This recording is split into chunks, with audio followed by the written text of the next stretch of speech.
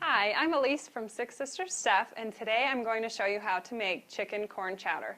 My family loves corn chowder, and after I had my first baby, my mother-in-law brought me corn chowder for the first time, and I love it. So I decided to change it a little bit, make it a little more hearty, and add some meat and really beef it up. So all you need is a big saucepan, and I'm going to start with 3 cups of milk. This is just 1%, but if you want it to be creamier, you could use whole milk. And then I've got 2 cups of chicken broth.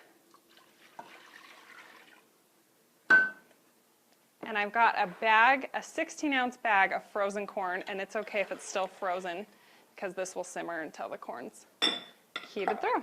I've got, I actually cheated on this. A shortcut is I bought a rotisserie chicken and I shredded it, and it comes to be about 2 cups of chicken. So this is what makes it chicken corn chowder rather than just corn chowder. I've got 3 russet potatoes, and I've cut them all the same size, and that helps when you're cooking that the cook time will not have to be different because they're all the same thickness. So those were 3 potatoes. I've got 1 yellow onion, just finely diced, minced, I guess. And then I've got about 8 pieces of bacon.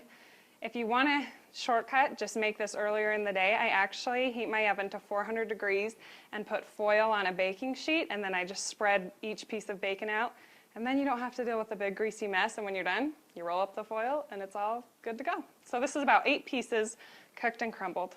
So add that. I've got, this is optional. I love it. If it's too spicy, feel free to leave it out. It's just a 4-ounce can of diced green chilies.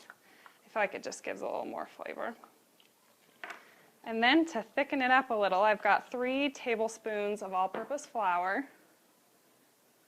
And I love this because you just mix it all together at once and then heat it through. Nothing fancy. You could even put this in your slow cooker rather than doing it over your stovetop. But then to season it, I've got a teaspoon of parsley flakes and a ½ teaspoon of ground thyme.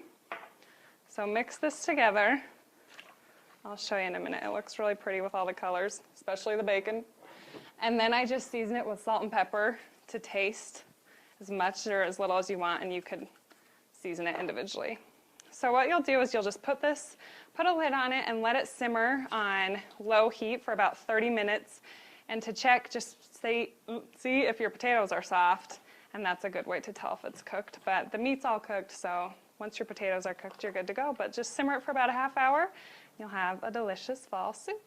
So for this and other delicious recipes, check out sixsistersstuff.com. Thanks for watching.